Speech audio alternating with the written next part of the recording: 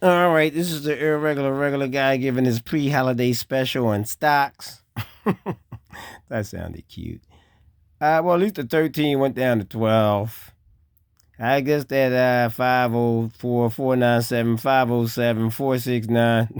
the money that I'm not making for today. No, I'm just twisting stuff up. It's all good. Let's see if we got anybody moving.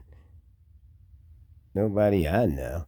What Mattel doing? 17.94. I made 20 cents a share somewhere. I think it is not that much kind of money. Sometimes it's not really like the money as much as getting the flow of it, and then the money kind of like you start putting it in. If you know what I mean, you get the rhythm of the stocks. Like you get the rhythm of it, and then sometimes like my team sound dude, it kind of like fired backwards on me, went backfired, whatever I'm trying to say, but it's not a big deal. Now, this is what I'm noticing about my team. Okay. It's not really doing a lot of breathing here. So when I see it do that, I know it's going to sound stupid, but it's okay. I was going to say it's either going to do one thing start sharply dropping or unexpectedly starts going up. And it's all psychological. Because if it sharply drops, everybody think of doom and gloom. It's really ready to bail out.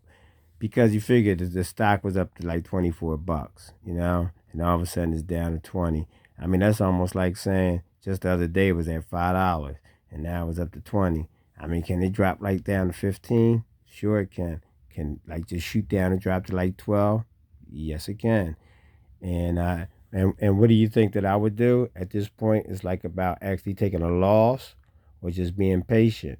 And then if it drops to the point where I get a margin call because oh yeah, I am working off of borrowed money here too. It's blended in. Kind of can't see it because it wound up in my pocket. Seriously. And so what happens is if I get a margin call, that's like them way of saying, some of that money we loaned you, since your stocks ain't balancing out no more, well, we want some cash. And if I go, ugh, well, I took that money and bought me a new Lexus Mercedes Benz W. And they gonna go, oh, no problem, because we leveraged it off of your stocks, and we just going to sell your stocks now at a loss to get our money from you. And then it's like, what you gonna do when they come for you? Duh, duh. What you gonna do when they come for you? All right. I really enjoy playing and joking. I ain't gonna kid. Um, but ain't nothing going on here. When I'm looking at them numbers, and they just keep fluctuating from 35 to 34, 35 to 34. You know what I mean? The unrolled profit and loss keeps saying 12, 13, 12, 13, 12. Now it look like it's trying to work its way up to 14. Either which way, I don't care. The only thing I care about if I have to get a margin call.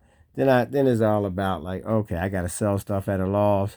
That means that 45% markup that I got just drops. And speaking of that, this is where I get my answers.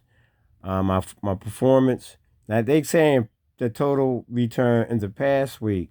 Well, technically now the past week is from Sunday till today. You know what I'm saying? Because that's what they kind of basing this off. And then my all. No, I don't. I keep thinking I could do that. I can't do that.